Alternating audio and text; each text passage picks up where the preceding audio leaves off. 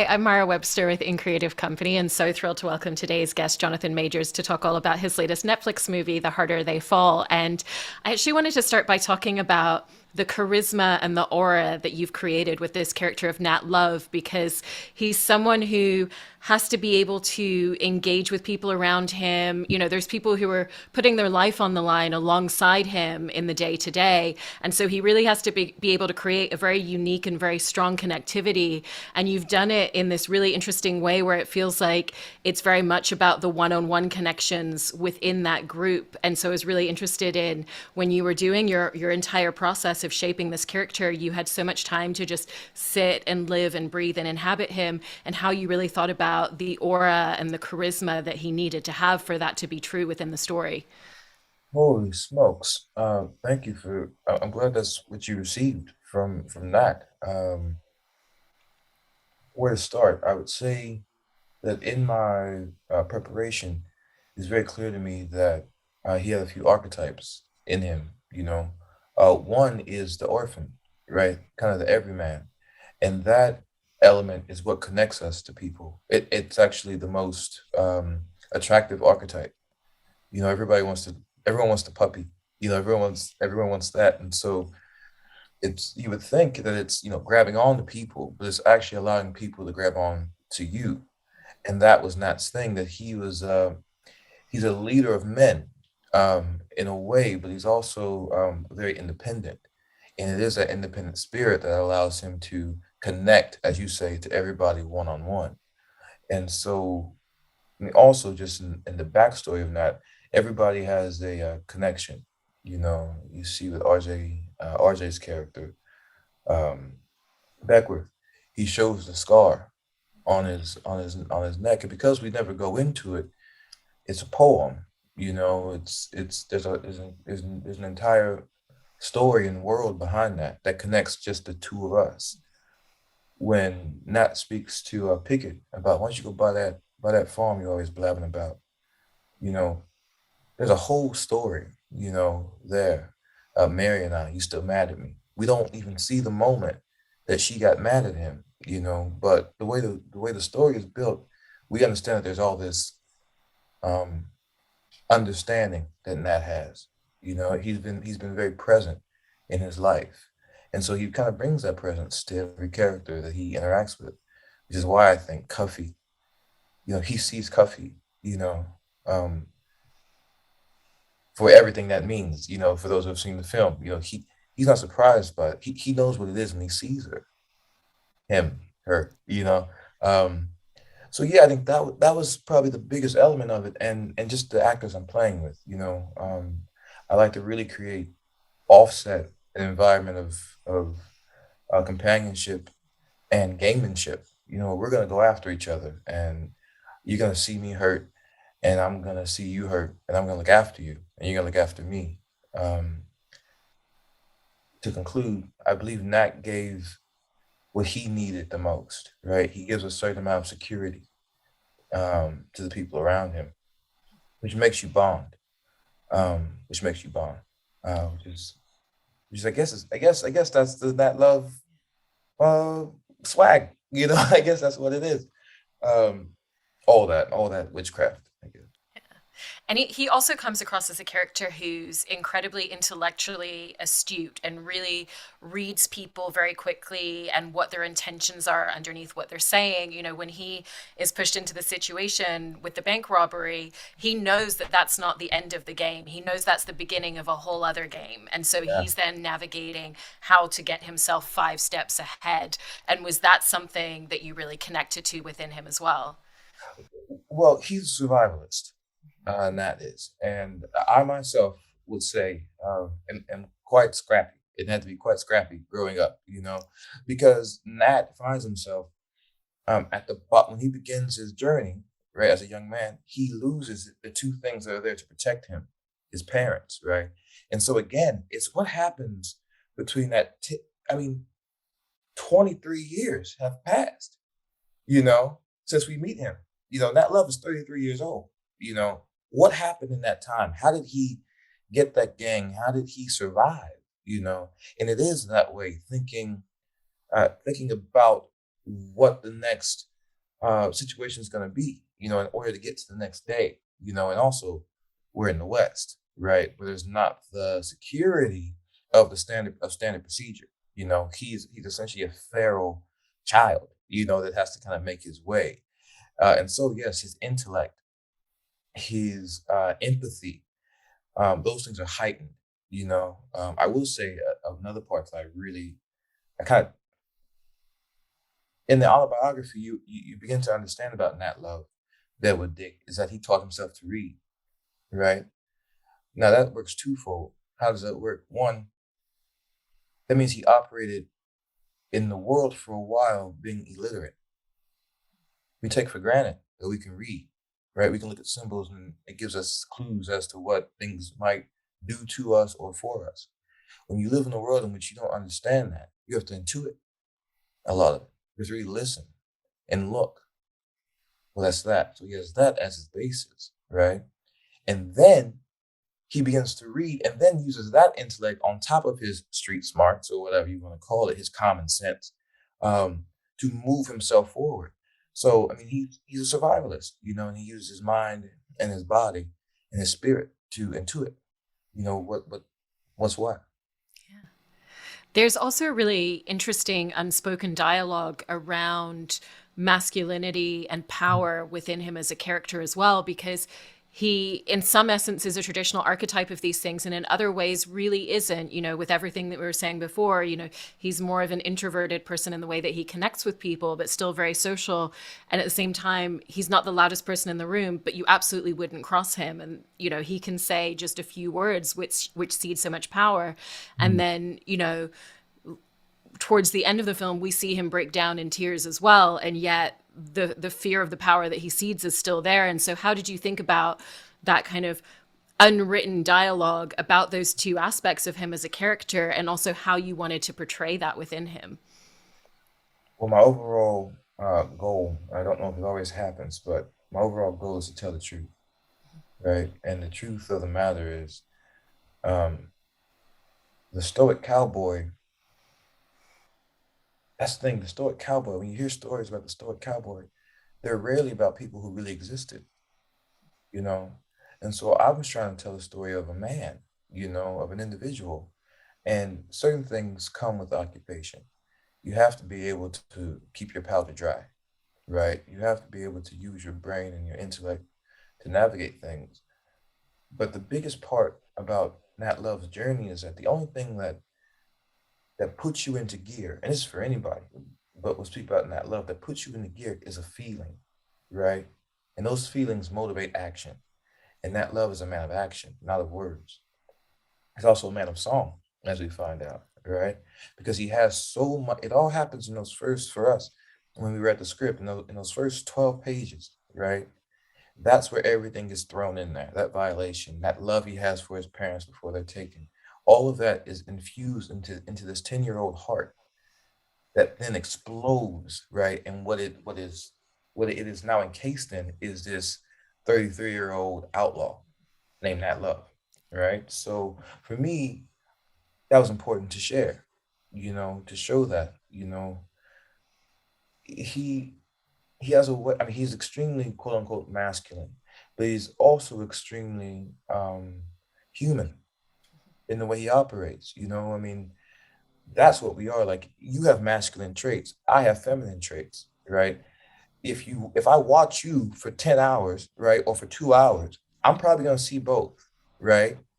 It is the fallacy of film sometimes that we don't allow that to happen, right? And that's to the credit of James Samuel and the director James Samuel um, and also how I was trained as an actor, and how I kind of live as a human being to put it all out there. And so in the final moments, things are activated in him. The love he has for Mary, love has no gender.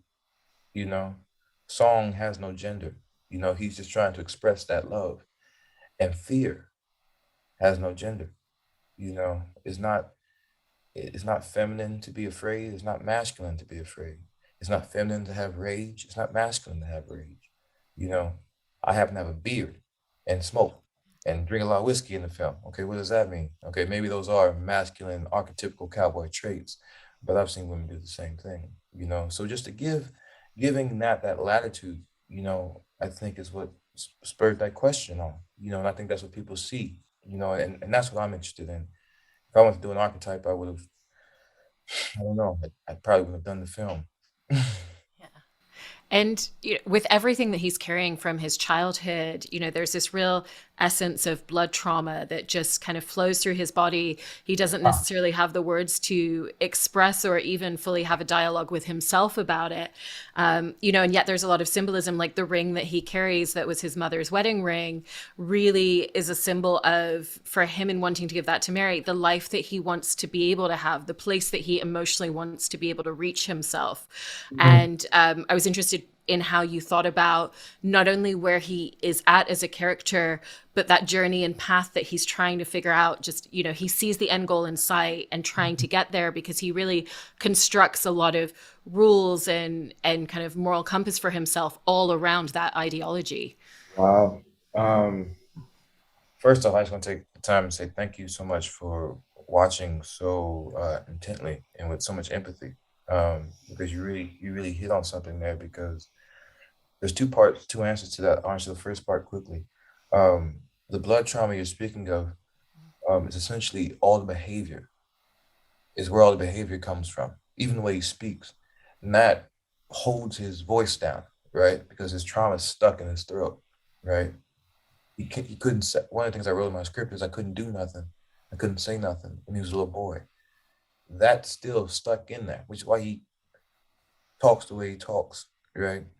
We don't smoke to be cool in the film, right? You smoke because your internal clock, your internal barometer is so high. You need that nicotine to cool yourself the fuck down. You know what I mean? That's why he smokes like that. I didn't smoke. It wasn't arbitrary smoking. It was I'm at a heightened state that I need to calm myself down. Right. Same with the whiskey. Um, so you nailed it on that. And then the second part, um, which is the hope. I'll tell you a quick story about the ring.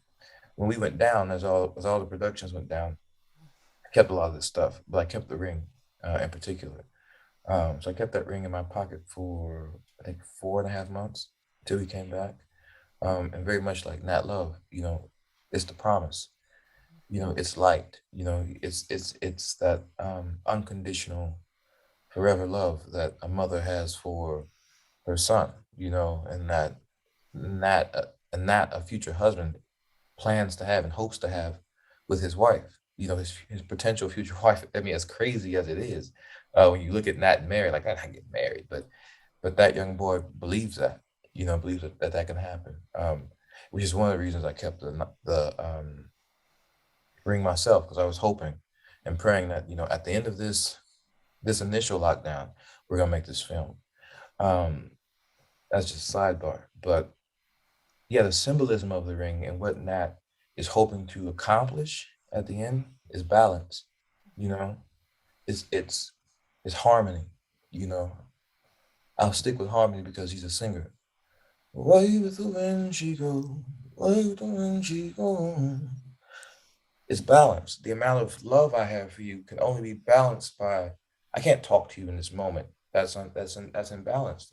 I've gotta sing. That's what's appropriate for this, you know.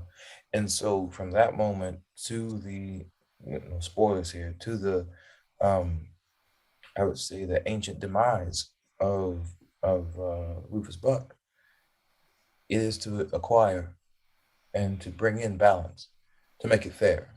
And that's what he's hoping to do. The funny part is at the end, he doesn't know if he's accomplished that or not. She says, "Is the devil dead?" And he says, "I don't know." Um, but yeah, that is what he's hoping for. Yeah. No, I absolutely love that moment where he says that he doesn't know. Do you think that he truly believed that if he accomplished that, that the devil inside him would be dead? I think so. I think so. And I think it's the knowledge of the fact that, I mean, you say the devil inside him. I mean, it is the ancient story of the father, the sins of the father, right? I just did what my father has done. I just did what my brother has done. What makes me different? You know, am I different, or have I just continued uh, the pattern of bloodshed? You know, that's patricide and fratricide. You know, to kill your father, you kill the man who kills your father. That's patricide. I didn't kill my brother. Well, that's is it dead or does it just live in me now? Threefold. It's a real question um, that he's wrestling with at the end. Yeah.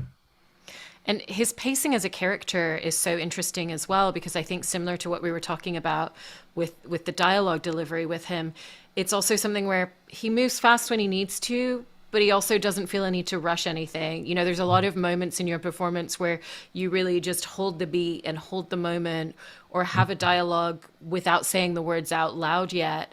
And does that kind of all stem back to what you were saying about his voice being kind of stuck in his throat and they're just taking him a little bit longer to say the words out loud, that also translates into a lot of his movements and motions as a character?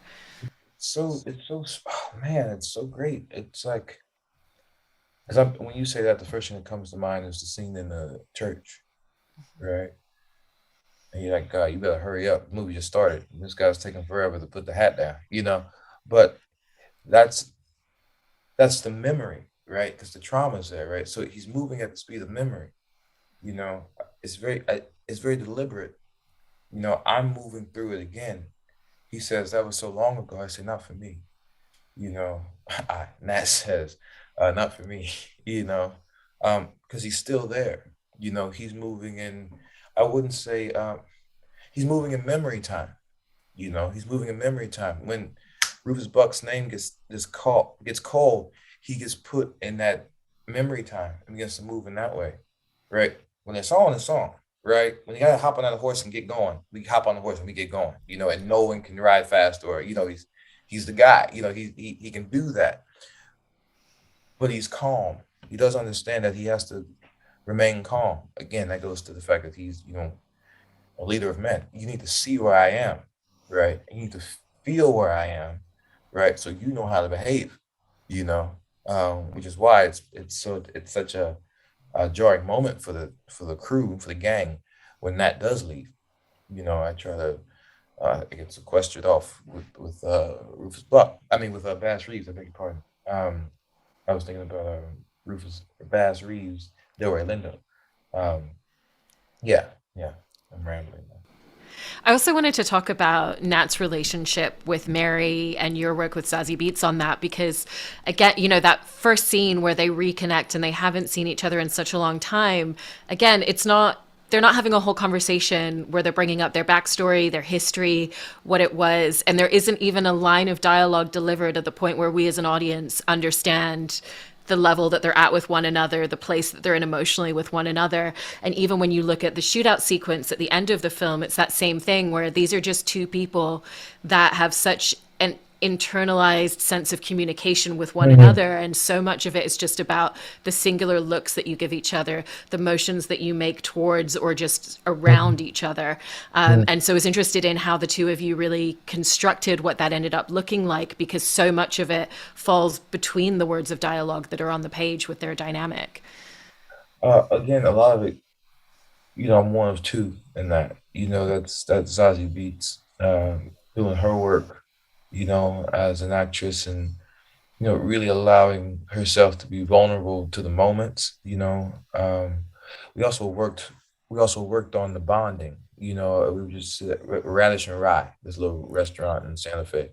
We sit there and drink mezcal and eat and just look at each other and talk about the work and talk about things outside of work and we get back to the work and talk about the script itself and just comfortability in that, and then she and I had a challenge to try to articulate what type of love we wanted to put on screen, right? And yeah, Zazie and I are around the same age, and the type of love we've experienced is one thing, right? But what is the love that our grandparents experienced, or what is it that these folks, right, Nat Love and Mary Fields, what is it they would have? What does that look like? and we came to an understanding that it was an understanding. You know, it was a deep ancient bond between them, um, that they were in agreement in that way, and because of that, um, I remember one of the things we said was acceptance. That's one of the biggest things for Mary and Nat, that we accept each other. You know, um, that's a hard thing to do. You know, I accept that this is how you're gonna behave. I accept you're gonna punch me in the face. You know, and because of that exception, there's so much security in that, right? And one of the things we talked about was, you know, there was a line in it where I used to say to her, "You're the only one that knows my song." You know, Mary Fields is a woman who has built a life for herself in this time. She's had to have this facade, this persona of this strong, always strong, always in control, never vulnerable woman to survive. I too have had to do the same, but with each other, we could be vulnerable. And so that's what we always fought for, right? When I jump on that horse to get to her, when she leaves me to go and face Rufus Buck, right? And treacherous Trudy Smith, that's what she's trying to do. She's actually going to, I believe, she's actually going to save a part of herself, right? Because if Nat goes down, she can't be that way with anybody else. If Mary goes down, I can't be that part of me with anybody else. You know, it's a cliche thing to say, "Oh, you complete me," but Mary Fields does complete Nat. Now I can't speak for Mary, but I do know from my perspective as Nat Love, Mary Fields is the thing that completes him, which is why at the end of the journey, he tries to get her. You know, he gets on that horse and Mary, you know, come back. You know, yeah, and then the dance of death is what we called it, right? And also we were physical together, right? Like we had to. I was throwing.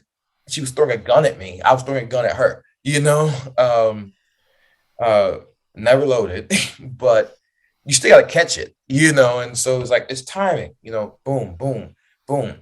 In the dance that we do, which we ended up calling the dance of death, as I would play Jay-Z and Beyonce's Bonnie and Clyde track.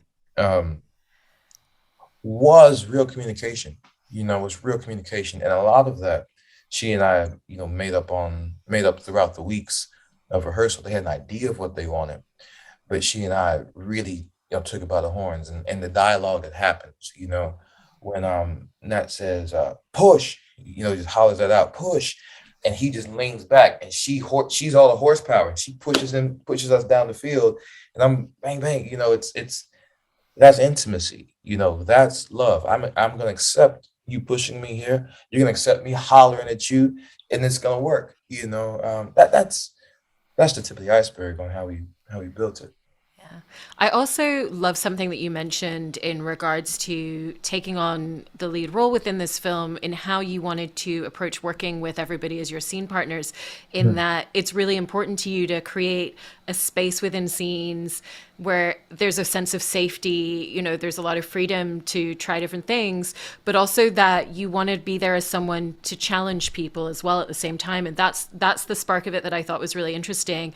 And I was very interested in, for you, what does that look like as a scene partner in creating a space where you want to be able to challenge the person that you're playing against?